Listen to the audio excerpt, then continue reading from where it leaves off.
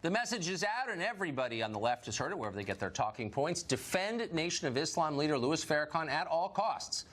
In late February, Farrakhan railed against Jewish people at an event. He said they created apartheid and were causing black men to become gay through the use of marijuana. Women's March national co-chair Tamika Mallory will not denounce him. Meanwhile, The Atlantic magazine, which all the smart people read, has published a piece defending him, in effect, citing the Nation of Islam's role in poor communities. Marjorie Clifton is a consultant and a self-described feminist, and she joins us tonight. Marjorie, it's great to see you.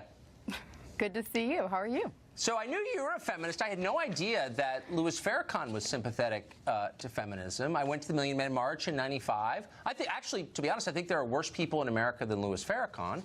But he's a hater, and he's certainly not a feminist. And he's an open bigot. So, like, why would the Women's March, which is about women and progressive values, be tied to him? Well, it actually wasn't. They just came out in a public statement and denounced his statements that were anti-Semitic.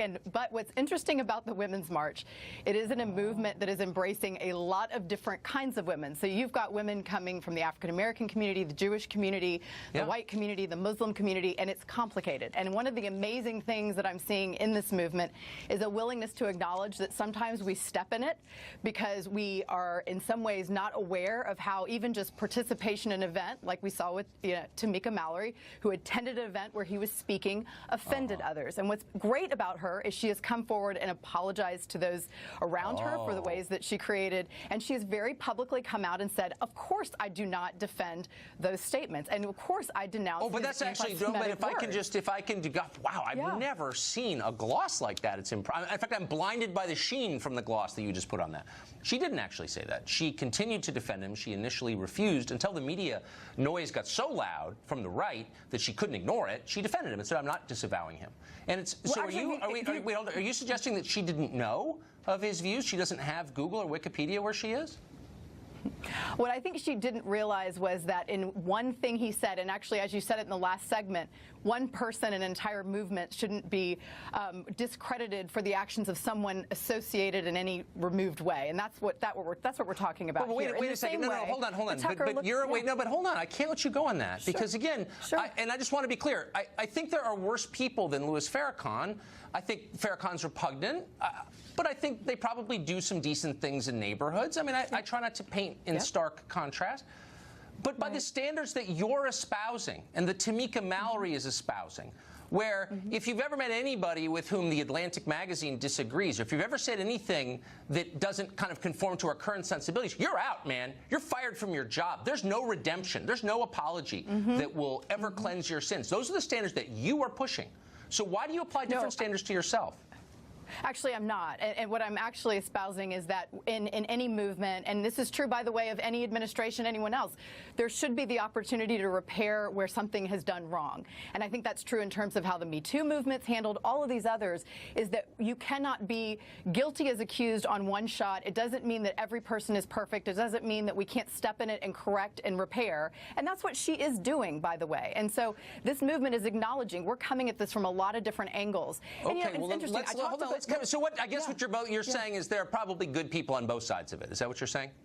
Kind of the Charlottesville line on this? Okay, yeah. So that's different. It's totally different. Oh, I'm sorry. Because it's not your side, so it's totally different. There are good people on both sides. That is kind of what you're saying. I mean, you agreed. No. What I'm saying is that this is a movement that's very different. It's not a single platform. It's encompassing all that was about inclusion. That means anyone with disabilities. It means I get it. But these are the leaders. But hold on. These are not some random people. These are the leaders of the movement, including Linda Sarsour. So let's just re-engineer this, reverse engineer it if we could. What about Farrakhan do you think they found appealing? They went out of their way to tie themselves to him and to defend him. Why, I wonder? No, actually, they didn't, and they did not. They don't have him representing it. What they denounced was his statements, but he was involved. But what did they like? I mean, why do you suppose she went to one of his? I mean, look, everybody over the age of 3 who can read English knows his views because they're the most famous thing about him. They're openly racist. So why would she go to one of his events?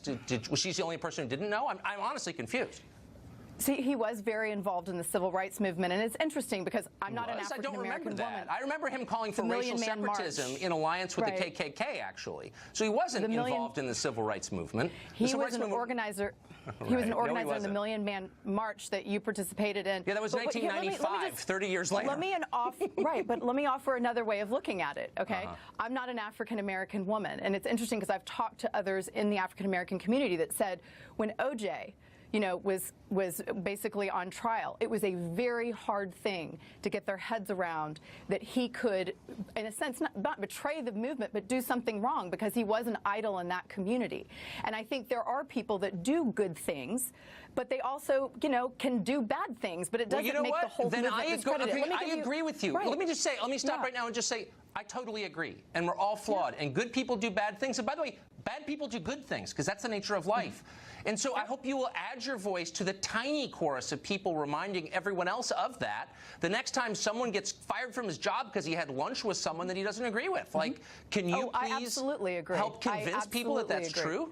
Okay, good. That is if I had one mission in life, it would be get people together and talk about it, give people an opportunity to repair, restore cultures of organizations when bad things happen. For example, the entire Catholic faith is not discredited by the fact that there were priests who were pedophiles. Yeah, Billy Graham was not a bad person because he associated with Nixon at one point in time. That doesn't discredit his life's work. Well, good. So we can't think things that way. I found the one reasonable liberal tonight. Thank you, Marjorie, because I agree with all of that, and I appreciate your saying it.